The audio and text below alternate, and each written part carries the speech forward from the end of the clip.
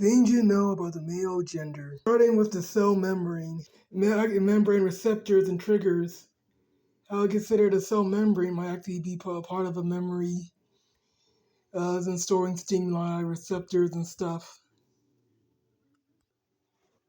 Not just in neurons, not just neurons, but also the sperm's membrane experience. Yes, other molecules can alter sperm's membrane by binding to specialized olfactory receptors later on the sperm surface to trigger signaling cascade called changes to the sperm's membrane.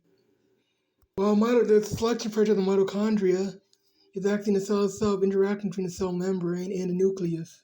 So for basically, there's no reason to have selection on the mitochondria before conception of a new baby, of a new cell line, because they already adapt and evolve so much in a single cell already to the body and condition other triggers, often by including the paternal epigenetics.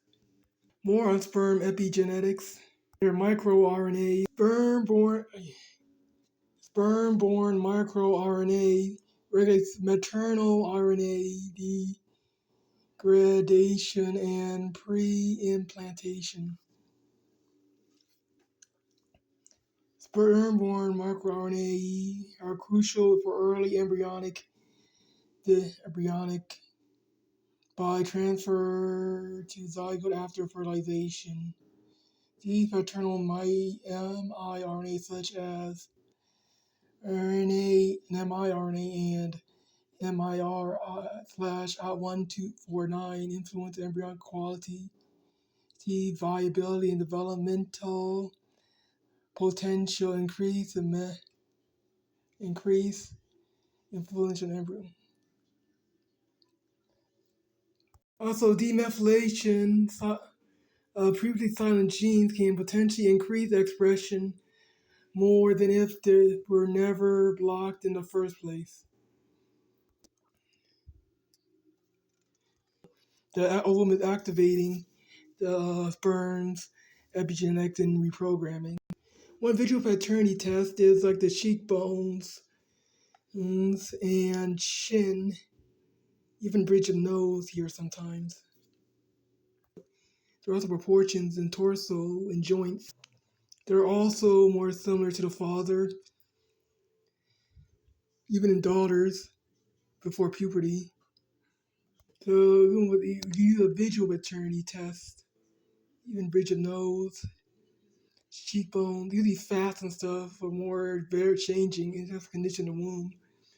Alters those things. Other male power in the voice. Not what they say, but just their voice alone. Deeper. Sound waves. Either produce alpha waves. Also be the outside influence to a baby's development. Outside the womb, sending alpha waves. So helping blood flow. And release pain and stuff. Heart rate. All this ability the male voice have to give. Male katydids produce supplements for their mates.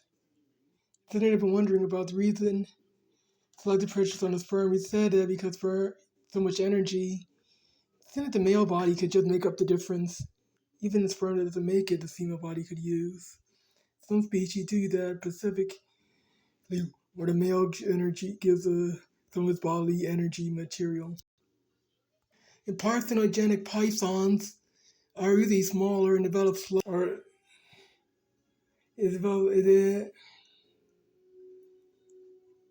Although most examples of parthenogenesis, the females are male enough to produce their own sperm from polar bodies. Actually, why Blue's daughter should have been her son, instead of based on monitor lizard. In fact, with Jurassic Park, there made me speculate that about if this was happening during parthenogenesis, that the eggs aren't just hatching without sperm. The weed frog that actually says pesticides can turn male frogs into females. You can see it's another example of how defensive mainstream pseudoscience is about their gay gene.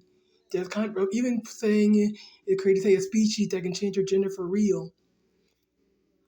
Even though, as Vivek pointed out, there actually are chromosomes that point out that gender is a biological construct, not social. But still, there is no evidence of aging. Genes don't even work that way. They don't make concepts; they make proteins. I discovered just looking at our chromosome layout, studying genetics, they almost all get smaller as you go down. Almost all of them. The Y chromosome's in pretty good company. It's the X that's pretty large for where it should be. And yes, genes can jump from genes from Y to X. So maybe if the X chromosome is actually, so you could say the X actually got so big from where it should be by stealing from other chromosomes, like the Y. In the Y, where it writes 5 from where it is. No one points that out.